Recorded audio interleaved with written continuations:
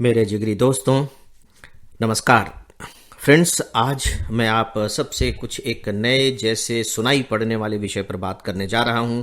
हालांकि उसका जो शीर्षक है उसे सुनकर आप हो सकता है कि थोड़ा सा चौंकें, लेकिन है बहुत मजेदार। आज मैं आप सबसे बात करने जा रहा हूं अकेलेपन के उत्सव के ऊपर।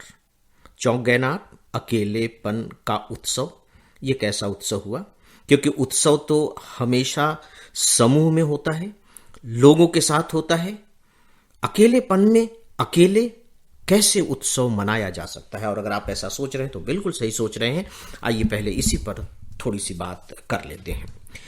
दोस्तों, अभी लगभग लगभग यूं कह लीजिए कि 1.5 साल तक का जो हम लोगों का दौर रहा है, आप सभी का और बल्कि दुनिया के सभी लोगों का, उन सब के हम बहुत अच्छे तरीके से उपभोक्ता रहे हैं। मतलब हमने उसे महसूस किया है।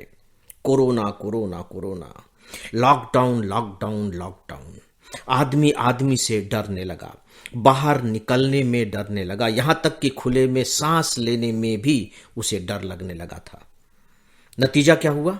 अकेलापन। यहां तक कि अगर घर में किसी को कोरोना हो गया है तो जिसे हो गया है वो अकेले में रहे, और जो दूसरे लोग हैं वे उससे बच करके रहें। कल्पना करके देखिए कि ये किस तरीके के अकेलेपन का दौर रहा है। और थैंक्स गॉड कि अब धीरे धीरे धीरे धीरे स्थितियां बेहतर नजर आ रही हैं। और आइए हम सब मिलकर ईश्वर से प्रार्थना करते हैं कि हे ईश्वर, अब वह दिन कभी वापस मत लाना। स्थितियों को बेहतर करता जा, स्थितियों को बेहतर करता जा। हम सब से अगर कुछ अपराध हुआ है तो हम सब सामूहिक रूप से क्षमा मांगते हैं, और अब हमें कम से कम उत्सव मनाने का अवसर दे। तो दोस्तों, त्योहार का मौसम आ रहा है और लोग उत्सव मनाना शुरू कर देंगे। हालांकि सरकार की ये हिदायत है और हमें भी ये सोचना होगा कि अभी भी हमारा जो उत्सव हो वो काफी सीमित दायरे में हो। लेकिन मेरा उद्देश्य यह नहीं है। मेरा जो उद्देश्य है वह है अकेलेपन के दायरे में उत्सव मनाने से।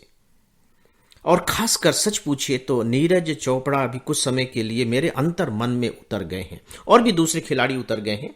मेरी चेतना में, मेरी आत्मा में, मेरे सबकॉन्शियस माइंड में लगातार वो एक ऐसे मॉडल के रूप में मेरे साथ बने हुए हैं जिनके माध्यम से मैं जीवन के कुछ सूत्र निकाल सकूं।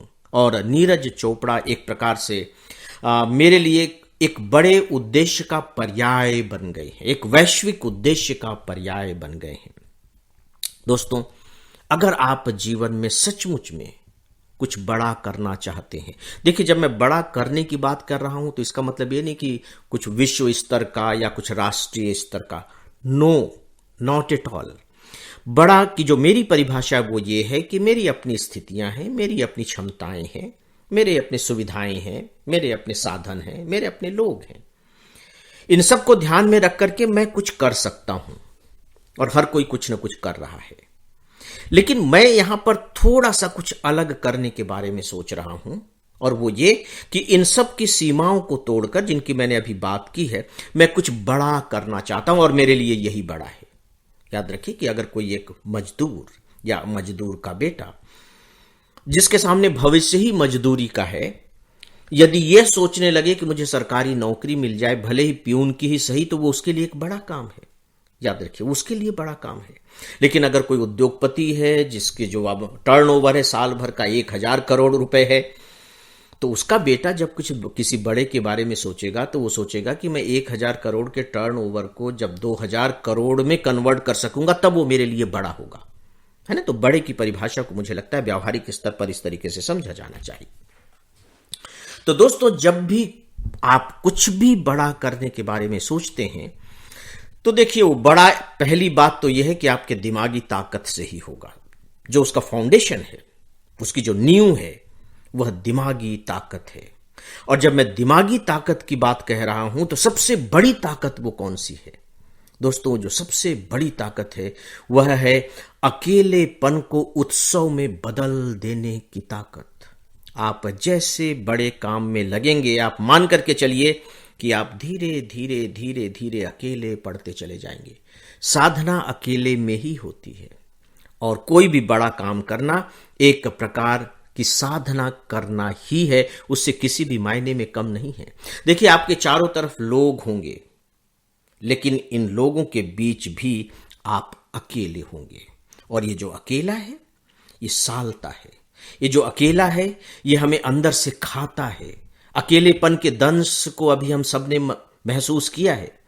सब लोगों के होते हुए भी हम अकेले हैं, और यहां तक कि कुछ लोग हमेशा हमेशा के लिए हमें अकेला छोड़कर चले गए हैं। तो उसकी जो चुभन है वो सब हमारे अंदर मौजूद है। इसका मतलब है कि इस 1.5 साल के दौर ने कहीं ना कहीं हम सबको अकेला रहने की आदत सिखा दी है। इसका मतलब यह हुआ कि इस 1.5 साल के दौर ने हम सबको कहीं ना कहीं अकेला रहने की आदत सिखा दी है। अब हमें अपनी इस आदत को अपनी ताकत में बदलना है, और ऐसा हम कैसे करें इसके बारे में आगे बातें करेंगे। तो दोस्तों, आज बस इतना ही।